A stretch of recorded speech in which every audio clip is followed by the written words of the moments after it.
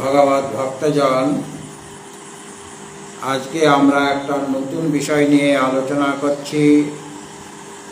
জগৎগুরু আদ্য শঙ্করাচার্য বিরচিত ব্রহ্মানুচিন্তনম বেদান্তের গ্রন্থ। এই ব্রহ্মানুচিন্তনম নিয়ে কয়েকদিন এখানে আলোচনা হবে। আমরা এখানে বসে আছি শিবানন্দ যোগ সাধন আশ্রম, বেল্লা, পশ্চিম মেদিনীপুর। পূজ্যপাদ ভগবান শ্রী শঙ্করাচার্য জি মহারাজ, তিনি মুক্তিকামী পুরুষের জন্য, সাধকের জন্য অনেক অনেক গ্রন্থ রচনা করেছেন এবং বেদান্তের অনেক প্রকরণ গ্রন্থ রচনা করেছেন। প্রধানত প্রস্থানত্রয়ীর উপর তার ভাষ্য রয়েছে। বেদান্ত দর্শন বা ব্রহ্মসূত্রের উপর আচার্য শঙ্করের ভাষ্য রয়েছে। 10টি উপনিষদের উপরও তার ভাষ্য রয়েছে এবং শ্রীমদ্ ভগবদ গীতারও ভাষ্য রয়েছে। এছাড়াও অনেক দেব দেবীর স্তুতি তিনি করেছেন, অনেক প্রেরণামূলক ছোট ছোট গ্রন্থ তিনি রচনা করেছেন। বেদান্তরও অনেক অনেক গ্রন্থ সাধারণ ব্যক্তিদের জন্য সহজ সরলভাবে, প্রাঞ্জলভাবে তিনি রচনা করেছেন। তার অনেক অনেক গ্রন্থ রয়েছে বেদান্তের উপরে, ছোট ছোট গ্রন্থ। তার মধ্যে ব্রহ্মানুচিন্তনম একটি বিশেষ গ্রন্থ। এর আকার অতি ছোট, 28টি মোটে শ্লোক রয়েছে। ছোট হলেও এর যে বিষয় খুবই আমাদের কাছে আবশ্যক, অধ্যয়ন করা অবশ্য প্রয়োজন এবং এর ভাব, এর গাম্ভীর্য অত্যন্ত বেশি। এই কারণে গ্রন্থ ছোট হলেও বিষয়ের দিক দিয়ে, ভাব গাম্ভীর্যের দিক দিয়ে বৃহৎ। যে সমস্ত সাধক শ্রী গুরুর মুখকমল থেকে অদ্বৈত বেদান্ত বিষয়ক ব্রহ্মবিদ্যা শ্রবণ করেছেন, আমাদের নিয়ম হচ্ছে গুরুমুখ থেকে শ্রবণ করতে হবে, মনন করতে হবে, তারপর নিদিধ্যাসন। আত্মা বা অরে দ্রষ্টব্য। বৃহদারণ্যক উপনিষদ বলছেন আত্মাকে দর্শন করতে হবে, মানে তাকে জানতে হবে, অনুভব করতে হবে। তার সাধন রূপে তিনি বলেছেন শ্রোতব্য, মন্তব্য, নিদিধ্যাসিতব্য। সেই আত্মতত্ত্ব বিষয়ে গুরুমুখ থেকে শ্রবণ করতে হবে, মনন করতে হবে এবং নিদিধ্যাসন করতে হবে, তবেই নিজেকে জানা যায়। সুতরাং গুরুর মুখকমল থেকে এই বেদান্ত আত্মবিদ্যা শ্রবণ করার পরে শাস্ত্র অনুমোদিত রূপে মনন করতে হবে, বিচার করতে হবে, সেটা বিশেষভাবে চিন্তন করতে হবে এবং যিনি মনন করেছেন শ্রবণের পর মনন করতে হবে। তারপরে নিদিধ্যাসন, মানে এই বেদান্ত বিষয়ক ব্রহ্মবিদ্যা শ্রবণের পরে যিনি মনন করেছেন তার তৈল ধারাবদ্ধ নিরন্তর ব্রহ্মচিন্তন অভ্যাস করা কর্তব্য। একটা পাত্র থেকে আরেকটা পাত্রে তেল ঢালার জন্য আমরা করি, অনেক সময় তেল ঢালি একটা পাত্র থেকে আরেকটা পাত্র, একটা বড় পাত্র থেকে ছোট পাত্রে নিয়ে আসি।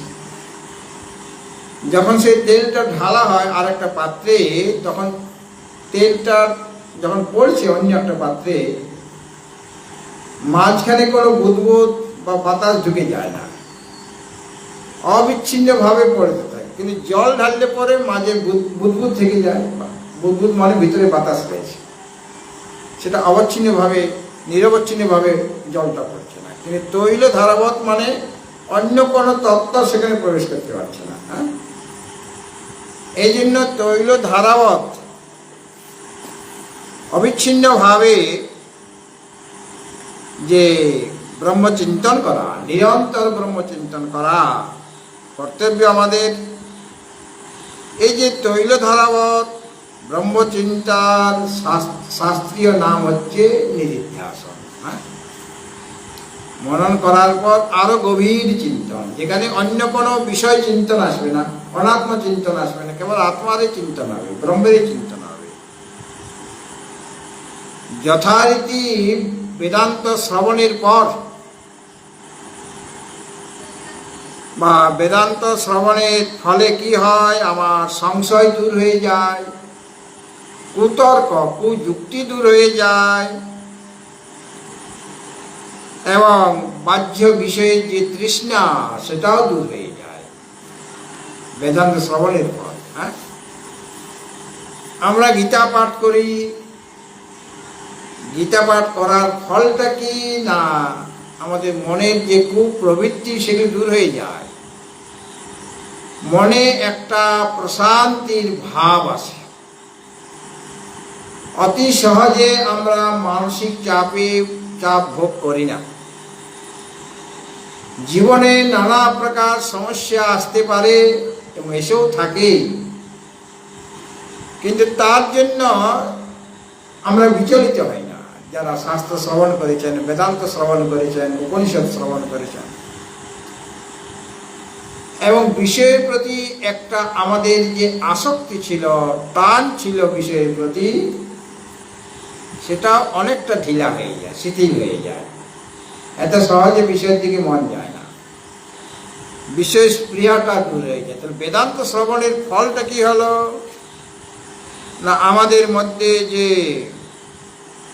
সংশয় রয়েছে, কুতর্ক রয়েছে, বিষয়ে স্পৃহা রয়েছে, তৃষ্ণা রয়েছে, সেগুলি নষ্ট হয়ে যায়। এবং নিদিধ্যাসনের দ্বারা কি হয়, বিপরীত ভাবনাটা দূর হয়।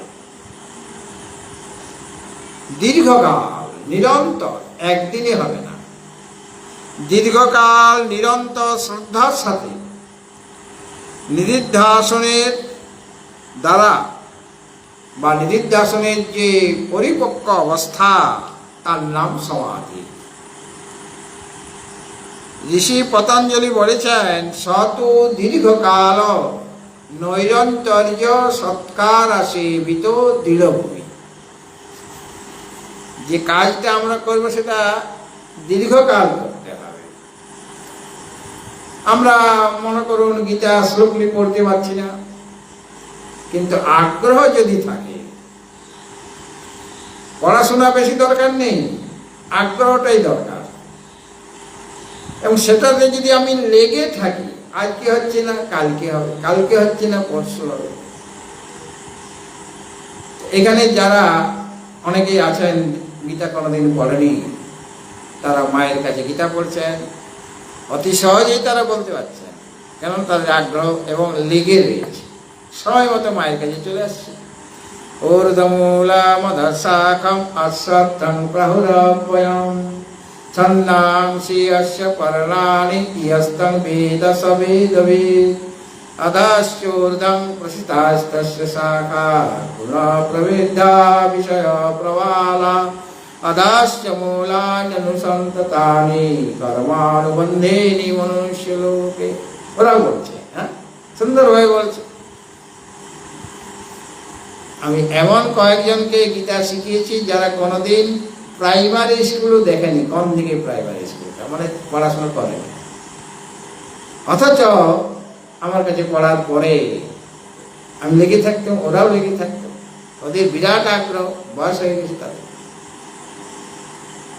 তারা সুন্দরভাবে গীতা পাঠ করছে,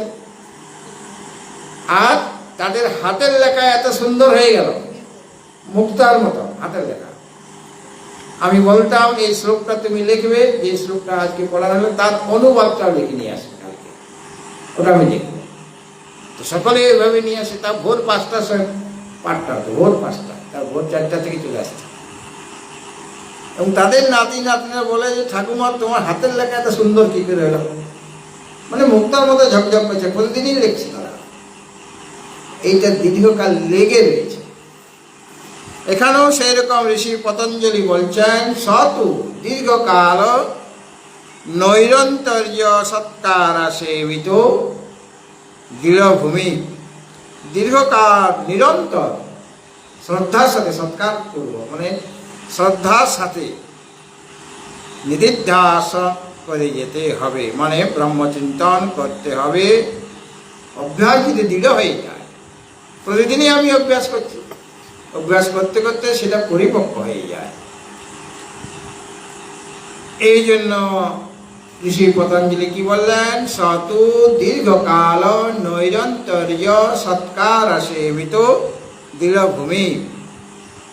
বহুকাল অব্দি শ্রদ্ধা সহকারে আদর পূর্বক নিরবচ্ছিন্ন ভাবে, মানে আজকে করলাম কালকে করলাম না তা নয়, নিরবচ্ছিন্ন ভাবে চেষ্টার দ্বারা আমাদের অভ্যাসটা দৃঢ় হয়, আরো পরিপক্ক হয়ে যায়, সেটা আমাদের স্বাভাবিক হয়ে যায়। যেটা আগে আমার ছিল না, করতে পারছিলাম না, সেটা এখন স্বাভাবিক হয়ে যাবে। অভ্যাস দৃঢ় এবং পরিপক্ক হলেই নির্বিকল্প সমাধিতে আত্মার সাক্ষাৎকার হবে, আত্মদর্শন হবে। শ্রবণ মনন নির্দেশন ফলে কি হচ্ছে, আমার আত্মসাক্ষাৎকার হচ্ছে, আত্মার অনুভব হবে। আর আত্মসাক্ষাৎকার বা আত্মার অনুভব হলে কি হবে না, আর জন্মগ্রহণ করতে হবে না, মানে সংসার সাগর থেকে আমাদের উদ্ধার হয়ে যাবে। সংসারে এলেই সেটা যে শরীরেই পাই না কেন, মানব শরীর পায় বা তার মধ্যে পুরুষ শরীর বা নারী শরীর, সকলেরই দুঃখ আছে, এমনকি দেবতা তাদেরও দুঃখ আছে, শরীর ধারণ করলেই দুঃখ হয়। কিন্তু আর শরীর ধারণ করতে হবে না, এইটাই শেষ জন্ম, আর কোনো জন্ম হবে না, মানে মুক্তি হয়ে যাবে। সুতরাং জন্মগ্রহণ করতে হবে না মানে কি, দুঃখের আত্যন্তিক নিবৃত্তি এবং পরমানন্দ প্রাপ্তি হয়ে যাবে, তাই না? এখন কত দুঃখ, চা খেতে গেলেও দুঃখ, আরে চাটা দিল এটা চিনি বেশি, বা চাটা দিল এতখানি কম, আর একটু বেশি করে দিলে ভালো হয়, হ্যাঁ? বা চার সাথে যে বিস্কুটটা দিল সেটা আমার মনের মতো হয়নি, হ্যাঁ, তাতেও দুঃখ হয় কিনা? তো দুঃখ যে কোথা থেকে কিভাবে আসবে কোনো ঠিক নেই, হ্যাঁ? কাজে ঘুম থেকে ওঠার পর দুঃখ শুরু হয়ে গেল, যতক্ষণ ঘুমাচ্ছি ততক্ষণ দুঃখ। আর দুঃখেরও নানা প্রকার আছে, আধ্যাত্মিক, আদি ভৌতিক, আদি দৈবিক।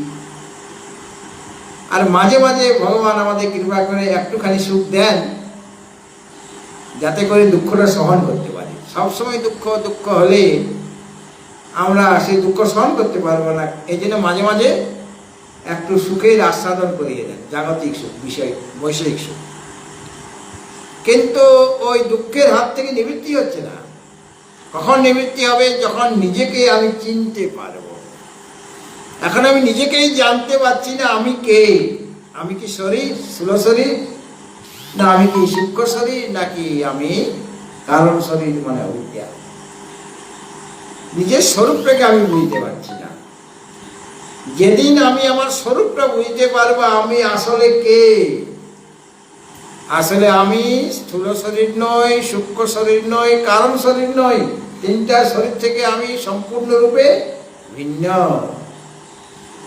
আর পঞ্চকোষ যেটা বলা হয়, অন্নময়, প্রাণময়, মনোময়, বিজ্ঞানময়, আনন্দময়, এই যে 5টা কোষ, এই 5টা কোষ থেকেও আমি ভিন্ন। অথবা যে পঞ্চভূত দিয়ে গঠিত শরীর, এই পঞ্চভূত থেকেও আমি ভিন্ন। পঞ্চদশী দেখানো হবে যে 5টা ভূত থেকে আমি ভিন্ন, 5টা কোষ থেকে আমি ভিন্ন। সেখানে তত্ত্ব বিবেচনা করা হয়েছে। আমার স্বরূপটা, আমি কে, সেটা সেখানে দেখানো হয়েছে। এখানেও সেটাই দেখানো হবে এই ব্রহ্মানুচিন্তনে। সুতরাং আমরা চাই এমনভাবে মরব এবার যে আর কোনোদিন মরতে হবে না।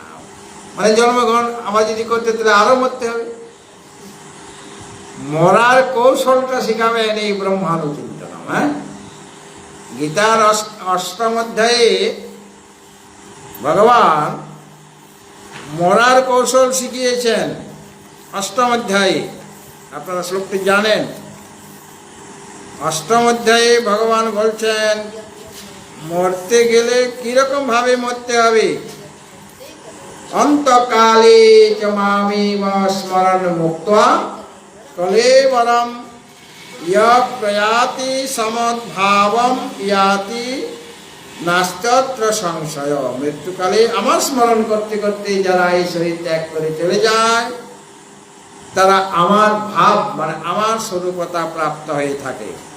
এবং ইয়ং ইয়ং বাপি স্মরণ ভাবং ত্যজত্যন্তে কলেবরং তং তমেবৈতি কন্তেয় সদা তদ্ভাব ভাবিত।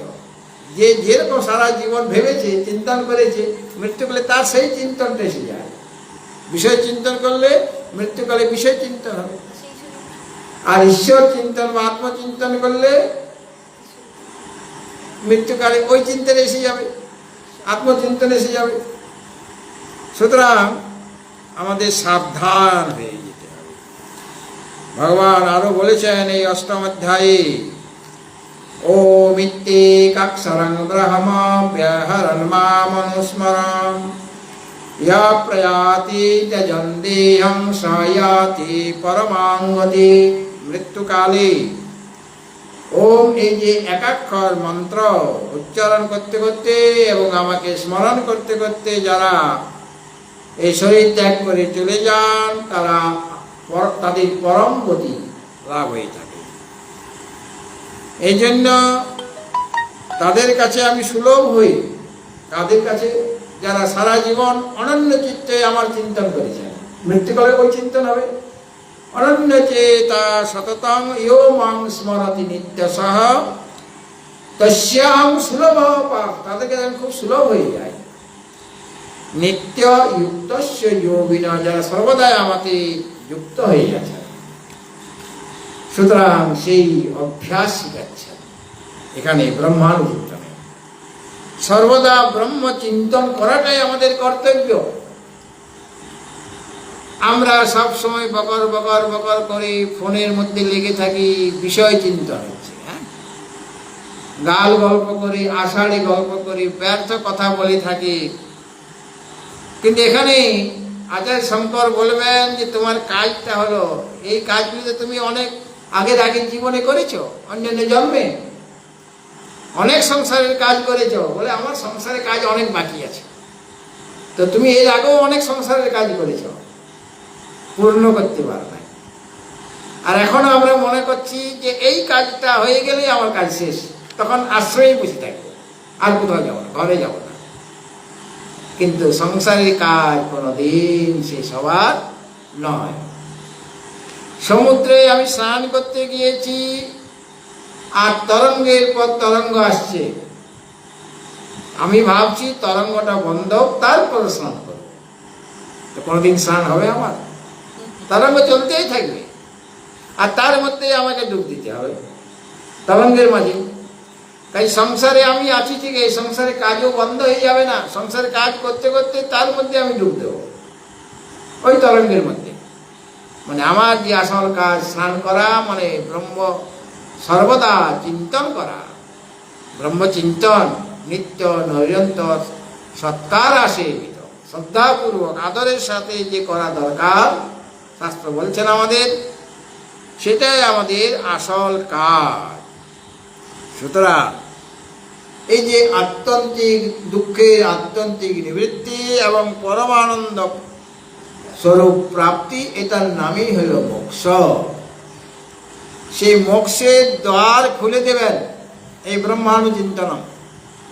এমন দৃঢ়তাপূর্বক আচার্য বলতে থাকবেন। হ্যাঁ, খুব দৃঢ়তা, কারণ তিনি স্বয়ং তো ব্রহ্ম সাক্ষাৎকার করেছেন, তাই তার লেখনীর মধ্যে সেরকম বক্তব্য প্রতিপাদন তিনি করেছেন, তার মনের ভাবটা প্রকাশ করেছেন।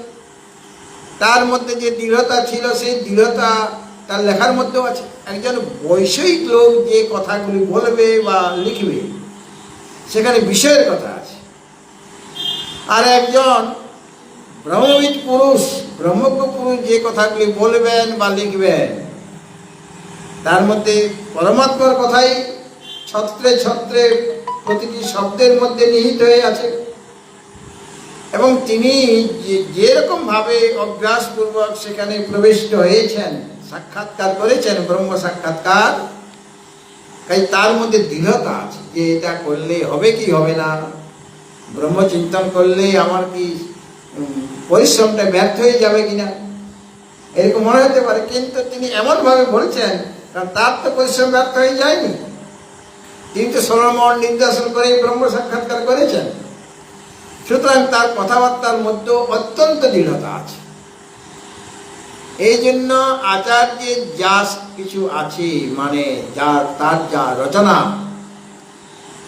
বেদান্ত দর্শনের ভাষ্য, উপনিষদের ভাষ্য, গীতার ভাষ্য এবং অন্যান্য ছোট্ট ছোট্ট গ্রন্থগুলি যে রয়েছে, এগুলি অধ্যয়ন করলে আমরা তার দিকে এগিয়ে যাব। আমাদের উপনিষদ বলছেন যে প্রণব ধনু সরো হ্যাত্মা ব্রহ্মতল্লক্ষমুচ্যতে আপ্রমত্তেন বেদ্যব্যম সর্বতন্ময় ভবেৎ। প্রণব ধনু, একটা লক্ষ্য ভেদ করতে গেলে আমার ধনু চাই, বাণ চাই, আর লক্ষ্য বস্তু চাই, আর যিনি ভেদ করবেন সেরকম একজন ব্যক্তিত্ব চাই। তো ধনুটা হলো প্রণব, মানে ওঙ্কার, মানে ওঙ্কার জপ করতে হবে, ওঙ্কারের উপাসনা করতে হবে। স্বর হ্যাত্মা, স্বর মানে বাণটা হলো আত্মা, মানে জীবাত্মা। আর ব্রহ্মতল লক্ষ্য মুচ্যতে, আমার লক্ষ্যস্থল কি? ব্রহ্ম। লক্ষ্য ভেদ করতে হবে। সেই ব্রহ্ম থেকে ব্রহ্মাত্মা বা পরমাত্মা থেকে জীবাত্মা অনেক দূরে চলে গেছে, তাকে ওই দিকে নিয়ে যেতে হবে, পরমাত্মার সাথে মিলিত করতে হবে। কিভাবে মিলিত হবে? না প্রণবকে ধনু করো আর জীবাত্মাকে বাণ করো, মানে প্রণব মন্ত্র উচ্চারণ করো, তার চিন্তন করো, মানে ব্রহ্মচিন্তন করো। তাহলে জীবাত্মা ওই লক্ষ্যের সাথে পরমাত্মার সাথে মিলিত হয়ে যাবে, আর মিলিত হলে সব এক হয়ে যাবে, হ্যাঁ, সর্বতন্ময়। সুতরাং আমাদের এই কাজটা করতে হবে, এইটাই আমাদের আসল কাজ, শ্রবণ মনন নিদিধ্যাসন। শ্রীমদ্ ভগবদ গীতাতেও বলা হয়েছে তদ্বিদ্ধি প্রণিপাতেন পরিপ্রশ্নেন সেবয়া উপদেশন্তি তে জ্ঞানম জ্ঞানিনস্তত্ত্বদর্শিনঃ।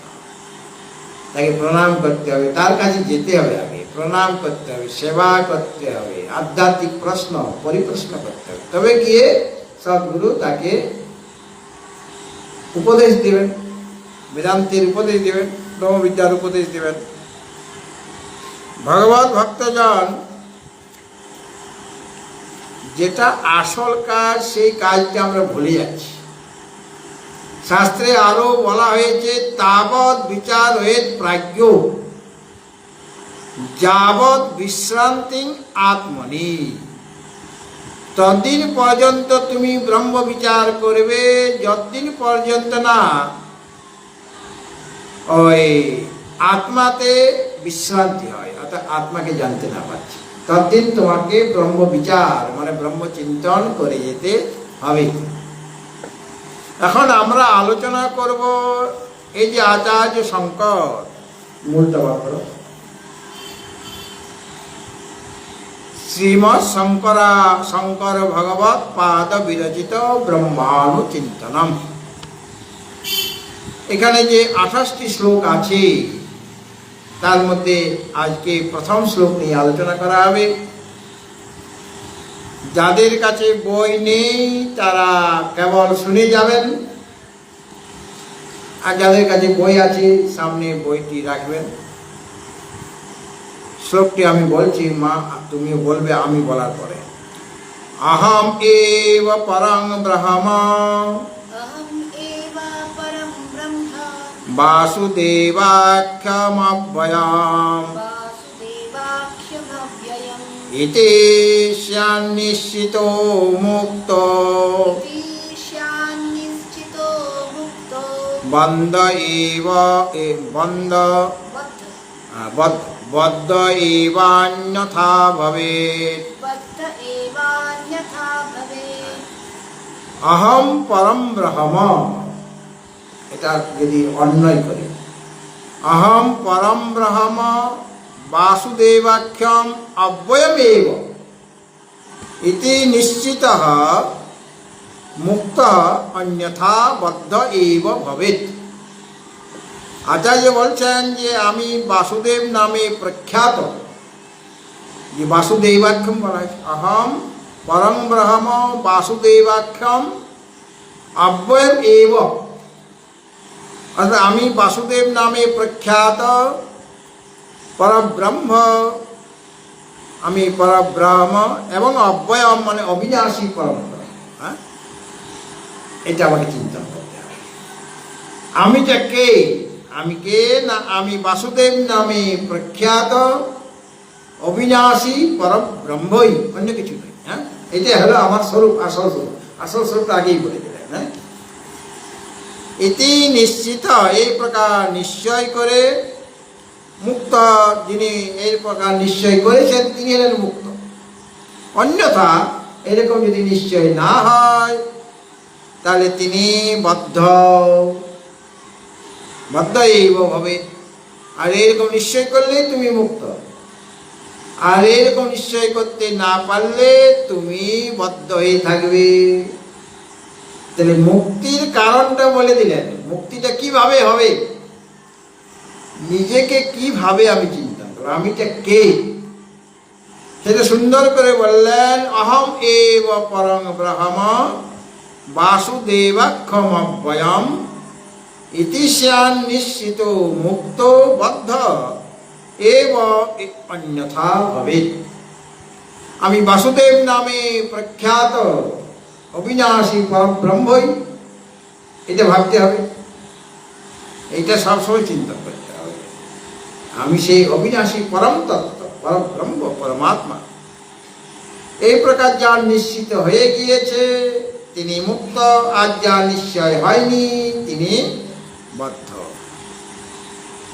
এই শ্লোকের যে প্রথম পাদ, মানে একটা শ্লোকের 4টা পাদ থাকে। পাদ মানে চরণ, মানে অংশ। অহম এব পরং ব্রহ্ম, এটা প্রথম পাদ। হ্যাঁ, অহম এব এটা প্রথম পাদ। দ্বিতীয় পাদ হলো বাসুদেবাখ্যম অব্যয়ম, এটা দ্বিতীয় পাদ। তৃতীয় পাদ হলো ইতি স্যান্নিশ্চিত মুক্ত। চতুর্থ পাদ হলো বদ্ধ এব অন্যথা ভবেৎ। 4টা পাদ মানে 4টা চরণ একটা শ্লোকে। যেখানে যে প্রথম পাদ, প্রথম পাদে কি আছে? অহম এব পরম ব্রহ্ম। এই যে বাক্যটা বলা হলো, আচার্য শঙ্কর বললেন অহম এব পরম ব্রহ্ম। এই বাক্যটি মহাবাক্যের অনুরূপ। 4 বেদে 4টি প্রসিদ্ধ মহাবাক্য আছে, তাই না? 4টি আমাদের বেদ, ঋক্, সাম, যজুঃ, অথর্ব। বেদে অনেক অনেক মহাবাক্য। মহাবাক্য মানে যেখানে জীবাত্মা আর পরমাত্মার একতা প্রতিপাদন করা হয়েছে তার নাম মহাবাক্য। হ্যাঁ, যেখানে পরমাত্মা জীবের একতা, আত্মা মানে জীবাত্মার পরমাত্মার একতা মানে ঐক্য বর্ণনা করা বলা হয়েছে, সেই সমস্ত বাক্যের নাম মহাবাক্য। আরেকটা আছে অবান্তর বাক্য। অবান্তর বাক্য মানে যেখানে ব্রহ্মের স্বরূপ বা জীবের স্বরূপটা প্রতিপাদন করা হয়, তার একতার কথা বলা হয়নি, সেটা অবান্তর বাক্য। আর মহাবাক্য হলো যেখানে জীব আর পরমাত্মার একতা প্রতিপাদন করা হয়, সেটা মহাবাক্য। এরকম মহাবাক্য বেদে অনেক আছে। তো 4টা বেদে 4টা মহাবাক্য প্রসিদ্ধ। যেমন ঋগ্বেদের মহাবাক্য হলো প্রজ্ঞানং ব্রহ্ম, এটা ঋগ্বেদের মহাবাক্য। 4টা মহাবাক্য আছে, মানে প্রসিদ্ধ আছে তো অনেক। ঋগ্বেদের মহাবাক্য হলো প্রজ্ঞানং ব্রহ্ম আর যজুর্বেদের মহাবাক্য হল অহং ব্রহ্মাস্মি, এটা যজুর্বেদের মহাবাক্য, ছান্দোক্য উপনিষদ রয়েছে। আর সামবেদের মহাবাক্য হল, কেন ওটা ছান্দোক্য উপনিষদ, সামবেদের তা হলো তত্ত্বমসি, এটা ছান্দোক্য উপনিষদ। এবং অথর্ববেদের মহাবাক্য হল অয়ম আত্মা ব্রহ্ম। ঠিক, তাহলে একটা হলো প্রজ্ঞানং ব্রহ্ম, একটা হলো অহং ব্রহ্মাস্মি যজুর্বেদে, আর সামবেদে তত্ত্বমসি, আর অথর্ববেদে কি আছে, অয়মাত্মা ব্রহ্ম। সবগুলিতে জীব আর ব্রহ্মের একতা প্রতিপাদন করা হয়েছে। তো অহং ব্রহ্মাস্মি তত্ত্বমসি প্রজ্ঞানং ব্রহ্ম বা অয়মাত্মা ব্রহ্ম, এখানে এই যে চারটা মহাবাক্যে প্রতিপাদ্য বিষয় হল জীব আর ব্রহ্মের একতা। আর আচার্য বলেছেন অন্যত্র, শ্লোকার্ধেন প্রবক্ষ্যামি যদ উক্তং গ্রন্থ কোটিভি ব্রহ্ম সত্যং জগন মিথ্যা জীব ব্রহ্মৈব না পরঃ। এটা আচার্যের কথা, শঙ্করাচার্য। তিনি বলছেন শ্লোকার্ধেন প্রবক্ষ্যামি, অর্ধ শ্লোকের মধ্যে আমি বলে দেব, যদ উক্তং গ্রন্থ কোটিভি, অনেক অনেক গ্রন্থে যে কথাটা বলা হয়েছে সেই কথাটি আমি অর্ধ শ্লোকে, পুরো শ্লোকও নেব না, অর্ধ শ্লোকে বলে দেব। সেই অর্ধ শ্লোকটা কি, সেটা বলছেন ব্রহ্ম সত্যং জগন মিথ্যা, ব্রহ্ম হলো একমাত্র সত্য আর জগৎ হলো মিথ্যা। আর জীব ব্রহ্মৈব না পরঃ, জীব হলো ব্রহ্মস্বরূপে, অন্য কিছু নয়, তার থেকে ভিন্ন নয়। এটাই অর্থ শ্লোক। পরমাত্মা হলেন অধিষ্ঠান, আর বাকি সব আরোপ্য বস্তু, আর আরোপ্য বস্তু মিথ্যা হয়। সুতরাং যা জগৎ প্রপঞ্চে দেখছি সমস্ত কিছুই পরমাত্মার অধিষ্ঠানে আরোপিত হয়েছে। তো যেখানে আরোপ করা হচ্ছে সেটাই সত্য, রজ্জুটা সত্য যেমন, আর আরোপ্য যে সর্প সেটা মিথ্যা, তাই না? সেরকম পরমাত্মার অধিষ্ঠানে আমরা কি দেখছি, জগৎ প্রপঞ্চ দেখছি, জীব জগৎ দেখছি। তো আরোপ্য বস্তুটা মিথ্যা হবে, আর সত্য কে হবে, অধিষ্ঠান পরমাত্মা। তো এটাই বলা হয়েছে যে জীব ব্রহ্মৈব না পরঃ, জীব ব্রহ্মস্বরূপে, অন্য কিছু নয়। ব্রহ্ম ব্যতীত অন্য কোনো বস্তুর অস্তিত্বই নাই। হ্যাঁ, কেননা জীব স্বরূপত ব্রহ্ম, অন্য কিছু নয়। অন্য কিছু থাকলে তো জীব সেরকম হতে পারত, কিন্তু ব্রহ্ম ব্যতিরিক্ত অন্য কোনো বস্তু এই সংসারে নেই। কেননা সর্বং খল্লিদং ব্রহ্ম, সমস্ত কিছু ব্রহ্মস্বরূপে। ব্রহ্ম হলেন সর্বশক্তিমান, তাই না? তিনি সর্বজ্ঞ, সর্বব্যাপক এবং বিভু, মানে ব্যাপক। মানে একতা কি করে হবে, দুইটা দুই রকম, তাই না? ব্রহ্ম হলেন সর্বশক্তিমান, সর্বজ্ঞ, সর্বব্যাপক, বিভু। আর জীব হলো অল্প শক্তিমান। আমাদের সব শক্তি আছে, আমরা অল্প শক্তিমান। আর অল্পজ্ঞ আমরা, জীব অল্পজ্ঞ আর অল্প স্থান ব্যাপী।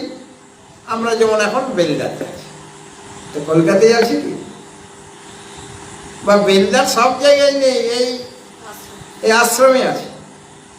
তা আশ্রমের সব জায়গাতে আছে, এই নাট মন্দিরে আছে। তো নাট মন্দির তো অনেক বড়, এর মধ্যে এই সামান্য একটু অংশ আছে যেখানে আমি বসে আছি, সেখানেই আছে। অন্য জায়গায় এই কার্পেটে বসে আছে অনেকে, তার মধ্যে তুমি এক জায়গায় কার্পেটে একটা অংশে, উনি আরেক জায়গায়, উনি আরেক জায়গায়। হ্যাঁ, তাহলে আমরা অল্প স্থান ব্যাপী, জীব অল্প স্থান ব্যাপী। আর ক্ষুদ্র ও তো বৃহৎ, মানে তাকে বলা হয়েছে বৃহৎ। বৃহৎ বলে তিনি ব্রহ্ম, ভূমা পুরুষ তিনি। আর জীব তাহলে অল্প, ছোট্ট, ক্ষুদ্র। তার দুজনের মধ্যে একতা কি করে হবে? বিরুদ্ধ ধর্ম বিশিষ্ট, সর্বজ্ঞর বিপরীত অল্পজ্ঞ। উনি সর্বব্যাপী, ইনি অল্পব্যাপী, অল্প স্থান ব্যাপী। উনি বৃহৎ, ইনি মহান। উনি সর্বজ্ঞ, ইনি অল্পজ্ঞ, উনি বিভূত, এটি বলে ক্ষুদ্র। তাহলে দুজনের মধ্যে একতা হওয়া কি সম্ভব? সম্ভব নয়।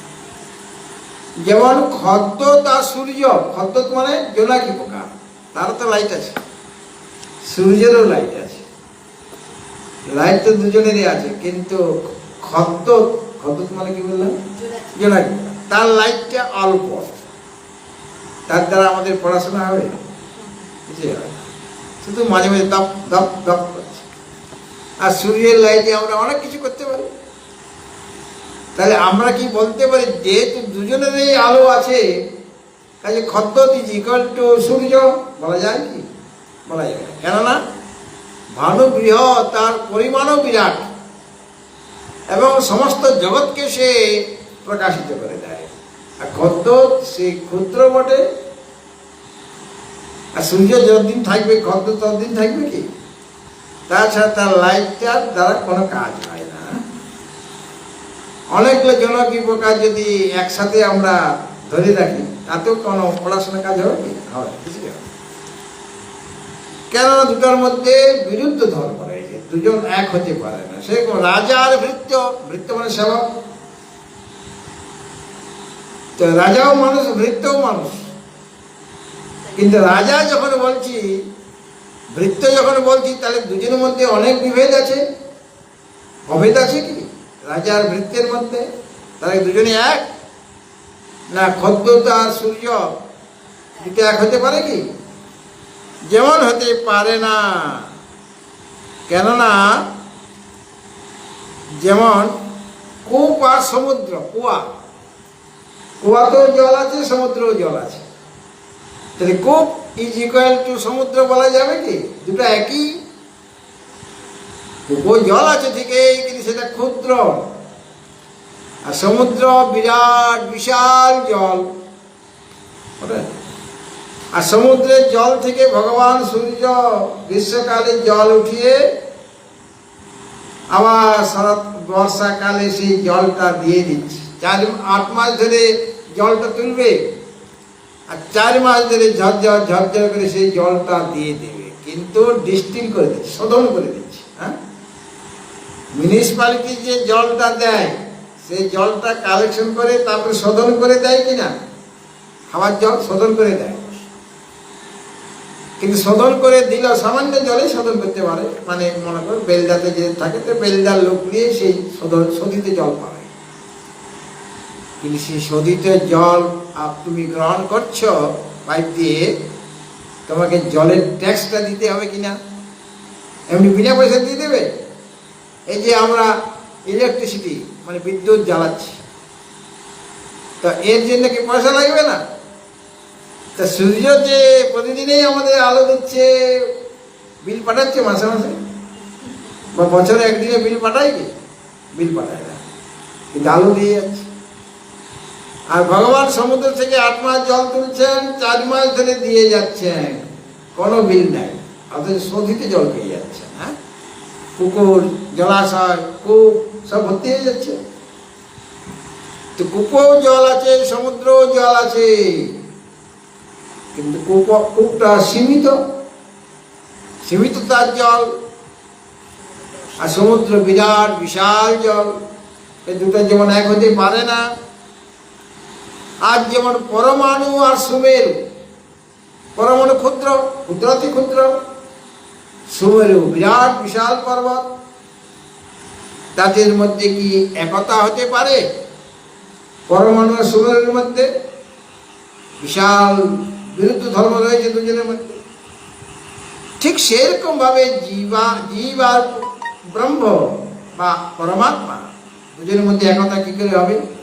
তুমি তো বলছো অহম এব পরং ব্রহ্ম বাসুদেবাক্ষম অব্যয়ম বলে দিলেন, কিন্তু আমি যে জীব, সে কি করে পরব্রহ্ম হতে পারে? আমি তো অল্প শক্তিমান, আমার জন্ম আছে, মৃত্যু আছে, এটা সবচেয়ে বড় কথা, কিন্তু তার জন্ম মৃত্যু নেই। পরমাত্মার জন্ম মৃত্যু আছে কি? ন জায়তে ম্রিয়তে বা কদাচিৎ, নায়ং ভূত্বা ভবিতা বা ন ভূয়া অজো নিত্যঃ শাশ্বত এবং পুরানো না হন্যতে হন্যমানে শরীরে। তার জন্ম মৃত্যু নেই, আমার জন্ম মৃত্যু আছে। আমি অল্পজ্ঞ অল্প শক্তিমান, আমার দুঃখ আছে, তার দুঃখ নাই, তার কেবল সুখ আনন্দ।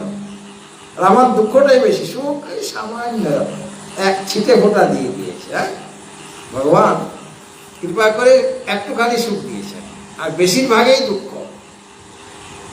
আজকে হাত ব্যথা, তো কালকে পা ব্যথা, তো পরশু কোমর ব্যথা, তারপরে বুক ব্যথা হলো, মুখ ব্যথা, কপাল ব্যথা, চোখ ব্যথা, মাথা ব্যথা, নখও অনেক সময় ব্যথা হয়। হ্যাঁ, নখটাও নখ কনি হয়ে গেলে না নখও ব্যথা হয়, বিরাট ব্যাপার। হ্যাঁ, আর দাঁতে ব্যথা হয় না আমাদের। হ্যাঁ হয়, দাঁতের ব্যথা হলে তো খেতেই পারি না মা। সুতরাং ব্যথা অনেক, দুঃখ অনেক, কিন্তু সেগুলো সহন করার জন্য মাঝে মাঝে সুখের গন্ধ একটু দিয়ে দেওয়া হয়। হ্যাঁ, সুখের গন্ধ দিয়ে দেওয়া হয়। তাহলে আমরা কিভাবে পরমাত্মা হতে পারি? হয়তো সম্ভব না। অথচ আচার্য কি বললেন? অহম এব পরং ব্রহ্ম বাসুদেবাখ্যম অব্যয়ম। এটা নিশ্চয় করতে তবে গিয়ে তুমি মুক্ত। তো এটা নিশ্চয় আমি করব, কেমন করে? করাই তো সম্ভব হচ্ছে না। কেননা দুটা বাচ্যার্থ যদি ধরি তাহলে পর সম্ভব নয়, একথা সম্ভব না। কিন্তু এর মধ্যে লক্ষ্যার্থটা কি সেটা আমাকে জানতে হবে। হ্যাঁ, বাচ্যার্থ হিসাবে দুটা সম্পূর্ণ ভিন্ন, কিন্তু লক্ষ্যার্থ যদি করি তখন তার অর্থটা, তখন বিরুদ্ধ ধর্ম আর থাকবে না। ঠিক আছে? যেমন জীবের উপাধি কি? মলিন সত্য প্রধানা অবিদ্যা, এটা হলো জীবের উপাধি। হ্যাঁ, মলিন সত্য প্রধান অবিদ্যা বা অজ্ঞান। হ্যাঁ, অবিদ্যায় ধরে। আর ঈশ্বরের উপাধি হলো বিশুদ্ধ সত্য প্রধান মায়া। প্রকৃতিকে দুইটা ভাগ করা হয়েছে, একটা হলো অবিদ্যা আর একটা হলো মায়া। একটা হলো মলিন সত্য প্রধান অবিদ্যা, তিনটা গুণ তো থাকে, সত্য রজতম, তার মধ্যে মলিন সত্য প্রধান, সত্যগুণের আধিক্য আছে কিন্তু সত্যগুণটা মলিন, ওর মধ্যে কিছু মলিনতা আছে, মানে রজতম গুণের দ্বারা সেটা মিশে আছে। সুতরাং মলিন সত্যগুণ প্রধান যে অবিদ্যা, সেই অবিদ্যা হলো জীবের উপাধি। আর বিশুদ্ধ সত্যগুণ প্রধান যে মায়া, সে মায়াটা হলো ঈশ্বরের উপাধি। একটা হলো ঘটাকাশ, আর একটা হলো গৃহাকাশ। ঘরের মধ্যে যে আকাশটা আছে সেটা হলো গৃহাকাশ মনে করো, ঘরটা বড়, ঘটাকাশ তার তুলনায় ছোট। ঘরটা উপাধি ছোট বলে ঘটাকাশও ছোট হয়ে গেল, আর ঘরটা আমার বড় বলে গৃহাকাশটা বড়। তাহলে দুইটা ঘটাকাশ ইজ ইকুয়াল টু গৃহাকাশ বলা যায় কি? কেন একটা ছোট্ট আকাশ, একটা বড়, তার চেয়ে তার তুলনায় বড় আকাশ। কিন্তু উপাধি যদি দূর করে দেয়, ঘটাকাশের ঘট বাদ দিলাম আর গৃহাকাশের গৃহ বাদ দিলাম, তখন দুটোই মহাকাশ, তখন একতা করতে কোনো অসুবিধা নাই। তো জীবের উপাধি যে মলিন সত্য প্রধান অবিদ্যা, এটা উপাধি। আর ঈশ্বরের যাকে বলা হচ্ছে সর্বশক্তিমান, সর্বজ্ঞ, সর্বব্যাপক, উনি হলেন ঈশ্বর। তো তিনি হচ্ছেন ঈশ্বর, তিনি বিশুদ্ধ সত্যগুণ প্রধানা, এটা তার উপাধি। ঈশ্বরের উপাধি হলো মায়া। এই মায়াই মহত্তত্ত্বাদির কারণ। এবং জীবের উপাধি হলো ওই মলিন সত্য প্রধান অবিদ্যা। এবং এই যে জীবের উপাধি যে অবিদ্যা, তার কার্য কি না? এই যে পঞ্চকোষ, সে অবিদ্যা থেকে এসেছে। অন্নময়, প্রাণময়, মনোময়, বিজ্ঞানময় আর আনন্দময়। তাহলে জীবের উপাধি অবিদ্যা, মানে এই পাঁচটা কোষ তার উপাধি হয়ে গেল, অন্নময়, প্রাণময়, মনোময়, বিজ্ঞানময় আর আনন্দময়। অন্নময় কোষটাকে বলা হচ্ছে স্থূল শরীর, আর প্রাণময়, মনোময়, বিজ্ঞানময় এই তিনটা কোষ নিয়ে সূক্ষ্ম শরীর, আর আনন্দময় কোষটা হচ্ছে কারণ শরীর। তাহলে পাঁচটা কোষ হল তার উপাধি, অথবা স্থূল শরীর, সূক্ষ্ম শরীর, কারণ শরীর হলো জীবের উপাধি। ঠিক আছে?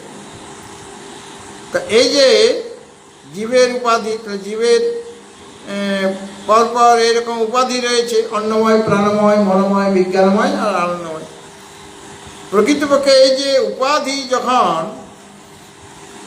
মায়ার দ্বারা কল্পিত হয়, এই উপাধি যখন মায়ার দ্বারা কল্পিত বা মিথ্যা, তখন তাদের যে ভেদটা, যখন জীবের যে উপাধি বাদ দিলাম, ওটা কল্পিত, উপাধিটা কল্পিত, যেমন ঘরটা কল্পিত, মহাকাশটা সত্য, তো উপাধি জীবের বাদ দিয়ে দিলাম, আর ঈশ্বরের উপাধি মায়া বাদ দিয়ে দিলাম। তাহলে জীবের উপাধি বাদ দিয়ে দিলে জীবের কি রইল? চৈতন্য স্বরূপ। আর ঈশ্বরের উপাধি যখন বাদ দিয়ে দিই, তখন কি থাকে ঈশ্বরে? ওই সুপ্ত চেতন। তাহলে ওই দুটো চৈতন্য এক কিনা? জীবের উপাধি কি বললাম? অবিদ্যা বা পঞ্চকোষ, তাই না? যেটা অবিদ্যার এই কার্যস্বরূপ হচ্ছে পাঁচটা কোষ, অন্নময়, প্রাণময়, মনোময়, বিজ্ঞানময় আর আনন্দময়, বা তিনটা শরীর, স্থূল শরীর, সূক্ষ্ম শরীর আর কারণ শরীর। এই উপাধি যদি বাদ দিয়ে দেওয়া হয় জীবের, তাহলে জীবের কি রইল? চেতন, শুদ্ধ চৈতন্য রইল। হ্যাঁ, আর ঈশ্বরের যে উপাধি মায়া, সে মায়া যদি বাদ হয়ে যায়, তাহলে ঈশ্বরও শুদ্ধ চৈতন্য। তখন ওই জীব আর ঈশ্বর, তাদের এটা বাদ দিয়ে দিয়েছি, উপাধি বাদ দিয়েছি দুজনের, তাহলে এক হওয়া সম্ভব কিনা? এখন তো এক যে করব আমি, তার জন্য আমাকে কাজ করতে, অহং এবার পরম ব্রহ্ম, আমি সেই পরমাত্মা স্বরূপ, এটা জানতে গেলে, এটা অনুভব করতে গেলে উপাধি দুটোরই বাদ দিতে হবে, তবে কি একতা প্রতিপন্ন হবে। সে একতাটা ঐক্য আমার অনুভব হবে, মানে ব্রহ্ম সাক্ষাৎকার তখনই হবে যখন আমি উপাধিগুলি বাদ দিতে পারবো বিচারের দ্বারা। হ্যাঁ, তবে কি একতা হবে। সুতরাং ওই ঈশ্বরের উপাধি মায়াকেও বাদ দিলাম, আর জীবের উপাধি অবিদ্যাকে বাদ দিলাম। বাদ দেওয়ার পর দুজনে হয়ে গেল চৈতন্য স্বরূপ। এখন আমি বলতে পারি এই দুইটা চৈতন্য এক কি নাম? এক, উপাধি বাদ দিলে।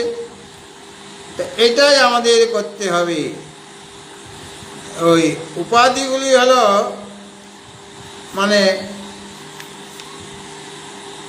দূর করতে হবে। হ্যাঁ, যে উপাধিগুলি আছে সাধন বলে, সেইগুলি বা বিচারের দ্বারা সেগুলি আমাদের দূর করতে হবে। আর দূর হয়ে গেলে তখন দুজনে এক, যেমন রাজা ভৃত্য, রাজা হলো তার রাজ্য আছে, আর ভৃত্য তার সেবক। কিন্তু ওই যে রাজ্যের উপাধি যদি বাদ দিয়ে দেওয়া হয় রাজার, আর ভৃত্যের যদি সেবা কার্য বাদ দিয়ে দেওয়া হয়, তাহলে কি রইল? দুজনেই মানব। তো মানব রূপে দুজনেই এক।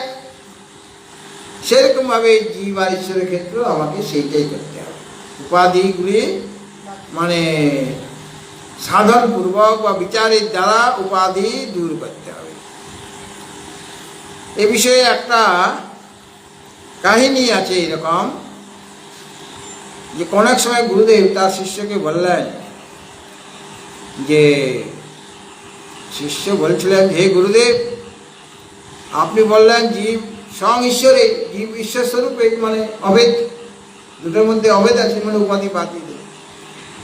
ভেদ কেবল উপাধি। হ্যাঁ, জীব আর ঈশ্বর একই, আসলে ভেদটা যে মনে হয় অল্পজ্ঞ বা সর্বজ্ঞ, সেটা উপাধি বশত বলে মনে হয়।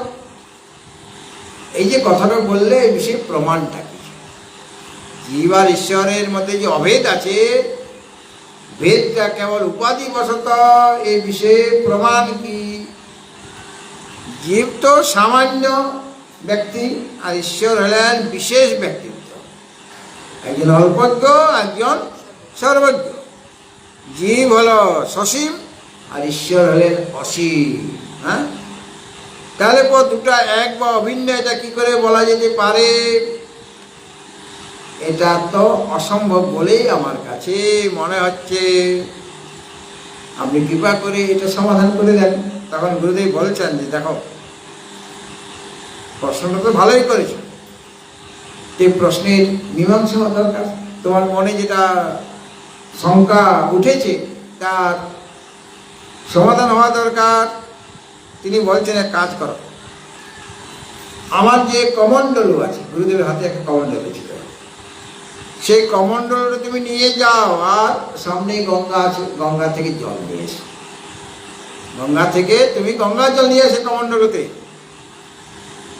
তো শিশু চলে গেলেন, সামনেই গঙ্গা, সেখান থেকে জল নিয়ে আসলেন, গঙ্গা প্রবাহিত হচ্ছেন। গুরুদেবের আদেশ মতো শিষ্য অবিলম্বে সেই গঙ্গা থেকে গঙ্গা জল নিয়ে আসলেন, কমণ্ডলু ভরে আনলেন, তারপর গুরুদেবের সামনে রেখে দিলেন, এই দেখুন গঙ্গা জল আমি নিয়ে এসেছি। তারপরে শিষ্য বলছেন গুরুদেবের কাছে, দেখি আসছেন, আর সমাধান তো তিনি করবেন, ওই জীব আর ঈশ্বর কি করে অভেদ হলো। শিষ্য বলছেন, গুরুদেব দেখুন জল নিয়ে এসেছি আমি আপনার নির্দেশ অনুসারে। এখন দয়া করে আমার যে জিজ্ঞাসা, যে জীব আর ঈশ্বর কীভাবে এক হতে পারে, তার সমাধানটা আপনি করে দিন। আপনার মুখ থেকে আপনি তো বললেন গঙ্গা জল আনতে, আমি তো আনলাম, এখন আমার সমস্যার সমাধান করুন, আমার সংখ্যা দূর করুন। তখন তিনি বলছেন, গুরুদেব যে তোমাকে তো গঙ্গা জল আনতে বলেছি, তো এই যে কমণ্ডলুতে যে জলটা এনেছ, এটা তো গঙ্গা জল নয়, আমি তো গঙ্গা থেকে এনেছেন জলটা শিষ্য, কিন্তু গুরুদেব বলছে এটা তো গঙ্গা জল নয়। আমি তো তোমাকে গঙ্গা জল আনতে বলেছিলাম, গঙ্গা জল কোথায়? কমণ্ডলুতে জল আছে থেকে, কিন্তু গঙ্গা জল কোথায়? আমি তো গঙ্গা জল আনতে বলেছিলাম। গুরুদেব বলে এটা তো, শিষ্য বলছে এটা তো গঙ্গা জলে, আমি তো গঙ্গা থেকে নিয়ে এসেছি। আমি এখনই এই নিকটে যে গঙ্গা নদী প্রবাহিত হচ্ছে, সেখান থেকে কমণ্ডলু ভরে নিয়ে এসেছি জল, গঙ্গা জল এটা। গুরুদেব এটা গঙ্গা জল। গুরুদেব বলছেন, আহা, যদি এটা গঙ্গা জলে হয়, তাহলে গঙ্গার মধ্যে এটা ধারা নাই কেন? গঙ্গা প্রবাহিত হচ্ছে, এই দেখো গঙ্গা প্রবাহিত হচ্ছে। আমার কমণ্ডলুতে যদি গঙ্গা জল থাকে, এটা প্রবাহিত হচ্ছে না কেন, বইছে না কেন? গুরুদেব প্রশ্ন করছেন, হ্যাঁ, যে দেখো ওই যে সামনে যে গঙ্গা দেখা যাচ্ছে, গঙ্গার জলটা প্রবাহিত হচ্ছে কিনা? হ্যাঁ গুরুদেব, হচ্ছে তো। আমার কমণ্ডলের যে জল তুমি এনেছো, গঙ্গা জল বলছে, এটা প্রবাহিত করে হচ্ছে। গঙ্গা জল প্রবাহিত হয়, আমার কমণ্ডলে গঙ্গা জল এনেছ, তাহলে প্রবাহ নাই কেন এর মধ্যে? তাহলে কি করে এটা গঙ্গা জল হবে? মানে প্রশ্নের সমাধান করবেন তো। গুরুদেব বলছে এটা আর গঙ্গা দেখো, গঙ্গা কত লোক স্নান করছে, তাহলে আমার কমণ্ডল গঙ্গা জল লোকে স্নান করছে না কেন? প্রথমত এর প্রবাহ নেই কেন বলো।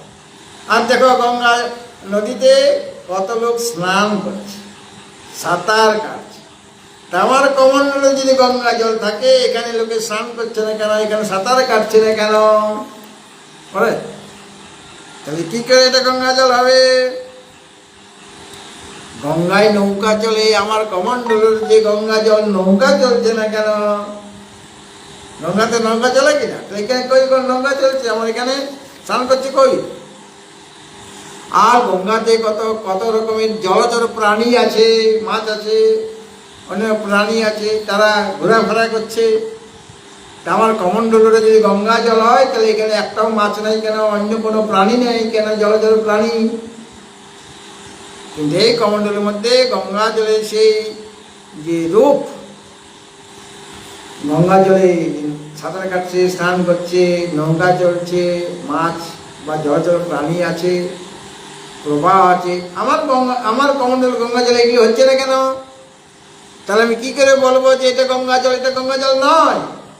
শিষ্যকে বলছে, শিষ্য বলছেন, গুরুদেব গঙ্গার পাত্রটা যেটা কমণ্ডল, সেটা তোমার ছোট, আর ওটা অত্যন্ত বড়। ওই গঙ্গা কারণ যে গঙ্গা জল তার আধারটা অনেক বড়, এই কারণে ওটাতে ধারা দেখা যাচ্ছে। তোমার কমণ্ডলের গঙ্গা জলে ধারা দেখাচ্ছে না, আধারটা ছোট বলে। ওখানে মানুষ স্নান করছে, নৌকা চলছে, কত জলচর প্রাণী রয়েছে, বিহার করছে তারা, কিন্তু তোমার কমণ্ডলের গঙ্গা জল, কমণ্ডলটা তো ছোট, এখানে কি করে নৌকা চলবে বা স্নান করবে বা জলচর প্রাণী থাকবে? আপনার কমণ্ডলটা একটা ছোট্ট পাত্র, ওটা কত বড় পাত্র গঙ্গাটা, হ্যাঁ, তার জল ওখানে, এই জন্য তো ধারা বা প্রবাহ।